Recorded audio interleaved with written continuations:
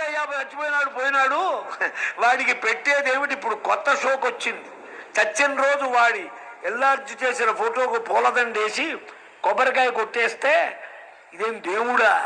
సత్యనారాయణ స్వామికి చెల్లుతుంది కానీ ఈ పితృదేవతలకు పులిహార నైవేద్యం కొబ్బరికాయలు పోతాయిరా. ఇక్కడి నుంచి 1,00,000 రూపాయలు పట్టుకెళ్ళామండి. ఇది బ్రిటిష్ నాణ్యాల్లోకి మార్చుకోవడం మర్చిపోయినాం. అక్కడికి వెళ్ళాం, 100 రూపాయలు కాదు 100 కాదు వారి మార్చుకోవటానికి ఉండాలి. ఇదివరకు ఇది నైజాంగా ఉన్నప్పుడు ఆంధ్ర నుంచి వచ్చేవాళ్ళు. వీళ్ళంతా ఇక్కడ ఏది హాలీలుగా ఉండేవి. ఈ హాలీలు తీసుకెళ్తే నాలుగు తీసుకోవడానికి కూడా పనికిరావు. బెజవాడ వెళ్ళామంటే కృష్ణార్పణం కుంభిణీ రూపాయలు, కంపెనీ రూపాయలని అదో వ్యాపారం కూడా ఉండేది. ఇది అది మార్చడానికి కొంచెం ఏదో కమిషన్, అది కష్టమే ఇది కష్టమే. ఇక్కడ మార్చుకొని వాడు ఏం చేసేవాడు, అక్కడే అట్టే పెట్టుకొని మళ్ళీ ఎప్పుడో వరంగల్లో పని మీద వచ్చినప్పుడు అప్పుడు మార్చుకున్నాం. లేకపోతే ఇది ఎక్కడన్నా మార్చాలంటే మళ్ళీ అక్కడ డిస్కౌంట్ పర్సంటేజ్ కృష్ణార్పణం. వేదవది ఖమ్మం మెట్టు నుంచి విజయవాడకి వెళ్ళేటప్పటికే కమిషన్తో డిస్కౌంట్ అయితే ఇక్కడి నుంచి పరలోకానికి వెళ్ళాలంటే అవి ఎట్టా ఉండాలి చెప్పండి. మా నాన్నగారు వంకాయ ఉల్లిపాయ తినేవాడు, నేను పెడతానంటే నో ఎక్స్పోర్ట్ రూపాయలు.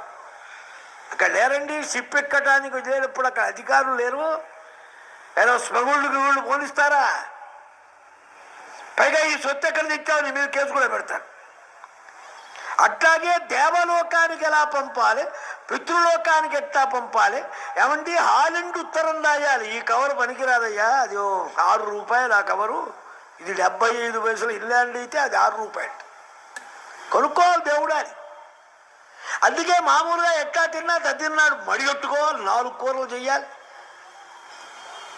అది అక్కడ ఆ దేశానికి వెళ్ళటానికి కావలసిన ఎక్స్పోర్ట్ ఇంపోర్ట్ పోస్ట్ ఆఫీసులో. కనుక మూఢత్వంతో శాస్త్రం చెప్పని పని దండగా, శాస్త్రం చెప్పినట్లే చెయ్యాలి. విశ్వాసం ఉండాలి, ఆ విశ్వాసం చేత పని చెయ్యాలి. ఈ బుద్ధి పరిశుద్ధం కావాలి.